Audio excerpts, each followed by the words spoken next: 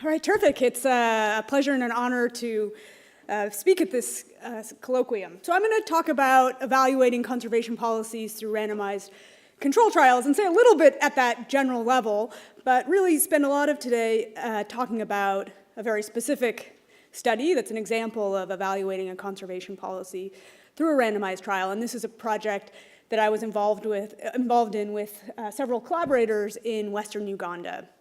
So you can probably make out on that photograph the area in yellow, which is where we studied, is an area where the forest corridor is heavily degraded and is rapidly vanishing, and there are a lot of reasons we would want to protect this ecosystem. It's rich in biodiversity, and there are also carbon sequestration benefits. So the specific conservation policy that we looked at to try to reduce deforestation in this area was payments for ecosystem services. So as many people in this room know, PES is a policy of giving financial incentives for some sort of behavior that protects the environment. And in this context, it was giving families cash payments in exchange for keeping their forest intact. And that seemed like a promising approach in this setting because this is a setting where most of the forest is owned by private individuals, by families and households. And so most of them are pretty small farmers. The typical household we worked with owned 2 hectares of primary forest. They owned 10 hectares of land on average. And it was really for financial reasons that they were clearing this forest. And so in a very generic way, PES is going to be useful if you can induce people who would have been cutting their trees to instead keep them intact. So if everybody keeps deforesting because the financial incentives aren't attractive enough, then that's not going to be useful.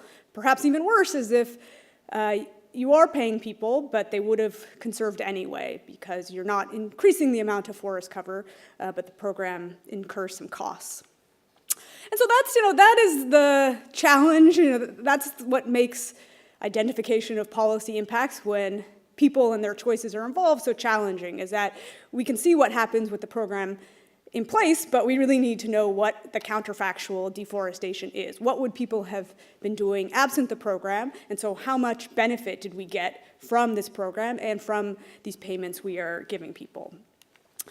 And so one thing I find interesting is that I feel like sometimes I wear 2 hats as an economist, thinking about a framework for thinking about how people make decisions, and then a lot of it is trying to think about economic and social policies and what are their impacts. And wearing that first hat, the core principle or guiding principle in economics is that people make choices that are optimal for them. They have certain objectives, and among their choices, they're going to choose the ones that are good for them. And so that means that if we see one person enrolled in a PES program and another person who isn't, that's for some good reason. That's not an accident that one person made a choice and the other person made a different choice. And so, in this case, the reason you might be skeptical of the impact of PES is that if someone was planning to keep their forest intact anyway, signing up for a PES program is a fantastic deal. They're going to get some payments for behavior they would have undertaken anyway. And similarly, you might have program staff who are choosing where to target the program and thinking about where the results might look good because people are going to deforest anyway. And so that's well and good from their perspective, but wearing this other hat of trying to see what are the impacts of programs, that is the bane of our existence when we're trying to measure unbiased estimates. That optimizing behavior by individuals means that who's in the program and who isn't, they're not similar. There's something dissimilar about them that generated that, and that's going to often create severe bias when we measure the impacts if we just compared those 2 groups. And so the challenge is that much of what people are making those decisions based on is not observed to us as researchers, and we can't just use statistical techniques to try to control for that.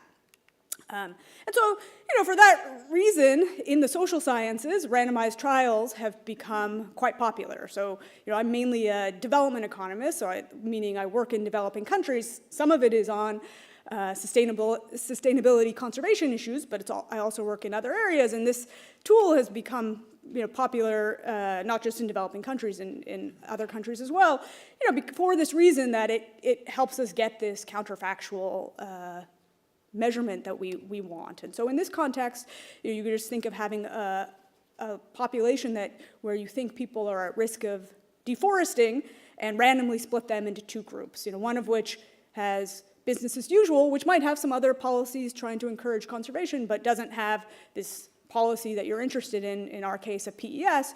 And so that group that was randomly chosen as the treatment group, this top group in this picture, gets the intervention. And because of that random selection, everybody's different, but in a statistical sense, those two groups should be similar, except that one got the program. And so if that's the case, we could see any major difference we see between those two groups is very likely due to the intervention.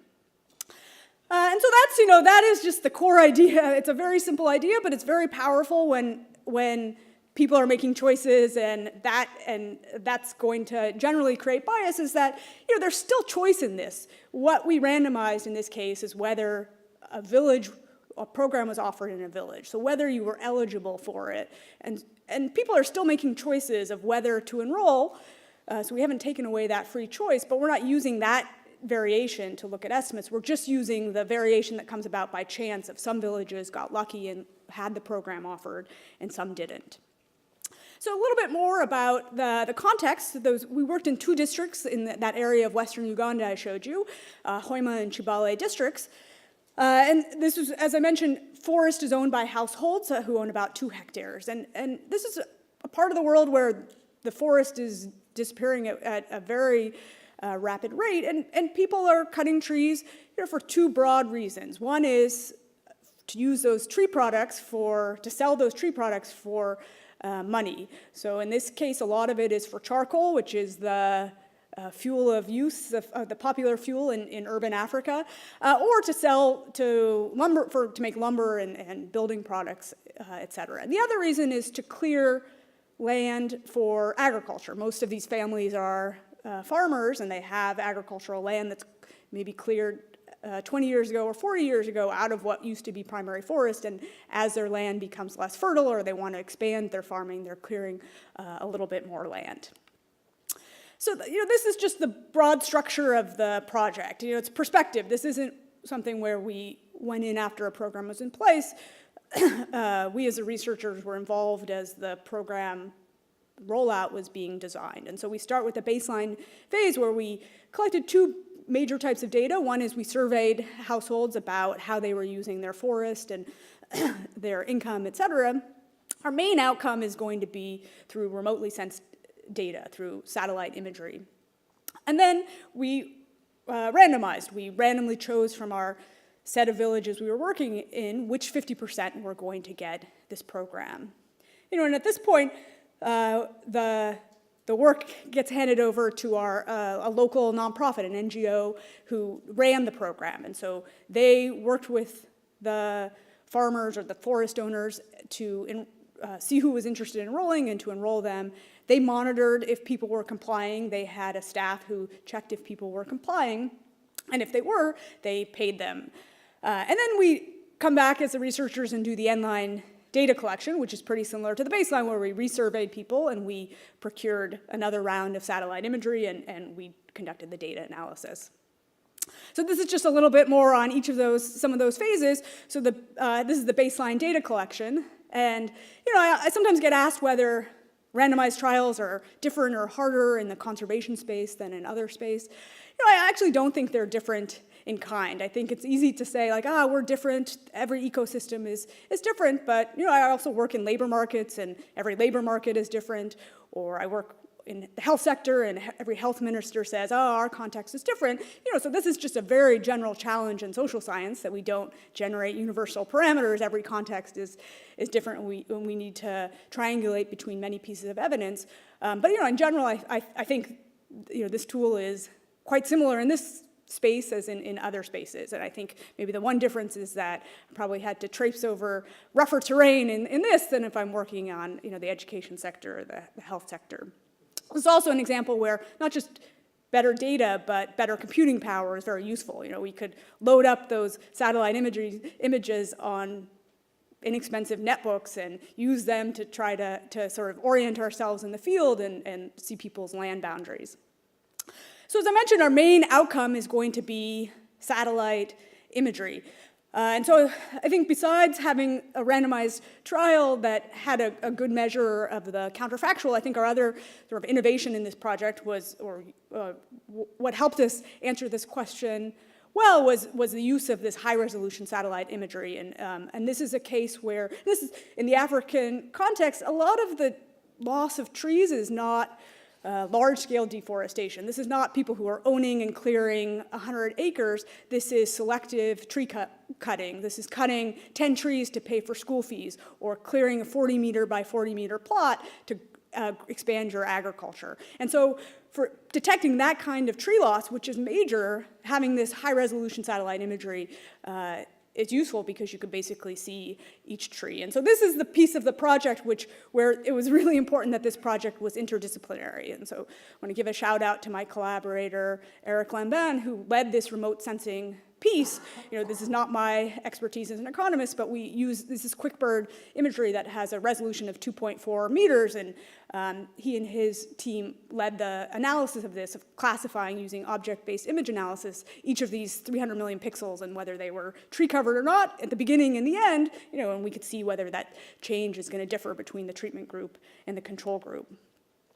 And then we did randomization. So we had the lotteries. In this case, we actually ran public lotteries, and that was really for transparency and to make it open how these villages who got the program were being selected. And so we had 7 sub-counties in our area. A sub-county is a grouping of villages, and a local official, the politician, drew out the treatment villages in his or her sub-county. And so that led to these 60 treatment villages being chosen, and then we had 61 comparison villages that were just business as usual for the 2 years that this program ran.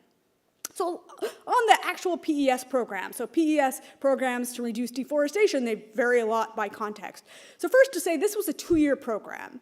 In principle, this is the kind of, in fact, our results suggest this might be something you want to keep doing for perpetuity. You're paying people a flow payment, and each year they're providing a flow environmental service by sequestering that carbon. Just for feasibility and the funding we were able to get, this was a 2-year program. The enrollment, the monitoring, and the payments were done by this Ugandan conservation nonprofit called Chimp Trust. And the program paid people $28 per year per hectare of primary forest if they kept it intact, if they refrained from deforesting. So for that household that owns 2 hectares, they were getting about $56 per year. And so over the course of the 2 years, they were earning about $100. And so that $56 is, it was chosen because it's going to be around the same order of magnitude of most people's opportunity costs, the money they're foregoing by keeping their forest intact. There's a large range of people's opportunity costs, and so this isn't aimed to get everybody to be involved, but it was trying to get at kind of a big chunk of people. One thing that so we push for in the design of this that I think is important for why we might have seen pretty big impacts is that you had to enroll all of your primary forest. So it would be very easy to game the system by saying, oh yeah, I own 2 hectares, let me enroll this 1.5 hectares and keep this aside, and I'm just going to do all of my deforesting there. So people aren't cutting all of their trees every year, or else there wouldn't be any forest left. So if you're cutting some of your forest, it becomes quite easy to just concentrate it in some place. And so to avoid that, you had to enroll all of your forest. And for a similar reason, there were restrictions on disenrolling and re-enrolling because of the intertemporal analog of that.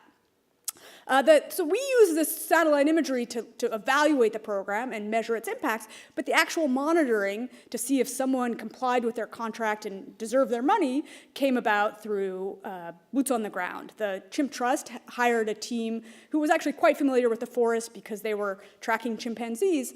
They use them to check if you deserved money, and then you were paid in cash annually. So here's the kind of the results in one graph, and that green line is the control villages, business as usual. You saw 9.1% of the tree cover, the area covered by trees in the beginning of the program, had vanished 2 years later. And that's a really rapid rate of tree loss. And I should say, and this is Uganda has high rates of deforestation, but a lot of this is not just deforestation, it's this degradation and the thinning of the forests. And so what happens in the treatment villages, we still see net tree loss. This wasn't a panacea, but it fell dramatically. There was 4.2% tree loss in the villages that had the program. So the key to this, why was this successful? Despite the fact that people are optimizing, is that in this case, it wasn't just the people who were going to keep their forests intact who enrolled. There was enrollment across the board, and in fact, people who would have deforested a lot were slightly more likely to enroll than ones who were going to totally preserve their forest. And so, that's not necessarily a general result, but that is why this program was successful. It had broad-based enrollment. And I should say that, I've done some matching estimators trying to use the observable data, and you can't reproduce the RCT results through matching. In this case, the observable variables aren't good enough to predict the differences between who enrolled and who didn't, and the randomized variation ends up being quite useful for getting these results. So we also look at local leakage, and we don't see any evidence that people just shifted their deforestation to other land or to government forest reserves. And this was 120 villages. I think that idea that there could be leakage because the price of charcoal goes up and other people have strong incentives to cut trees would become relevant if you scaled this up. Just some other findings that are worth highlighting. I think so only 1/3 of people enrolled, and that surprised me. I think a lot of it is people weren't aware of the program, but there were some deeper reasons around fear of land grabs. People are not used to signing contracts related to their land. I think another important result is that forest owners reduced others' access to their land. Forest owners are relatively wealthy in this community. They're poor by global standards, but part of what they did is not just restrict their own tree cutting, they were less generous to their neighbors. And so one of my takeaways is that if you were going to do this program, you want to pair it up with some cash transfers for people who are too poor to be eligible because they don't own forest. And in this case, the payments basically seem to offset people's lost income. And in some ways that's good. If you had, rather than paying higher amounts and making these forest owners richer, you might want to use some of that extra money for the poorer people. So the last part of the project, we try to turn this into, think about the cost-benefit analysis of this. And so I mentioned there's biodiversity. This is a habitat of chimpanzees and other flora and fauna. And so we just concentrate on the carbon benefits for this, which is really taking these estimates that we can get of the hectares of tree cover, converting that to a delay in carbon dioxide emissions, and then putting a dollar value on that and comparing it to the cost of the program. So in that first step, with a bunch of assumptions, looks like that in each village, there were 3,000 metric tons of carbon dioxide emissions that were delayed. It's not permanently averted because this was a short-term program, but even with pretty conservative estimates of what happens after the program ends, you're delaying something that's costly, and that's beneficial. And so then when we use the US EPA's social cost of carbon and put a value on delaying those emissions, it turns out to be $1.11 per metric ton. So that's on the benefit side from the carbon sequestration, and we can then compare that to the program costs, not just how much was paid to the forest owners, but also the program administrative costs and things like that, and that turns out to be 46 cents per ton. And so in this case, this looks like a program where the benefits of carbon sequestration are higher than the costs of the program. And again, this is assuming people deforest faster than usual after the program ends. If people go back to their normal deforestation, this benefit cost ratio goes from 2 to 11. And so it looks like, and it's not magical why there's scope for this kind of benefit. It's people's income they're generating is very important to them, so you need to compensate them, but it's quite low in global terms when we think about those carbon benefits. So let me just leave it with that, and again give a thanks to not just my several collaborators on the research paper, but also several people in the Ugandan government and our local partner, as well as people in this room like Paul Ferraro, who have been champions of using randomized trials in conservation for many years. Thank you.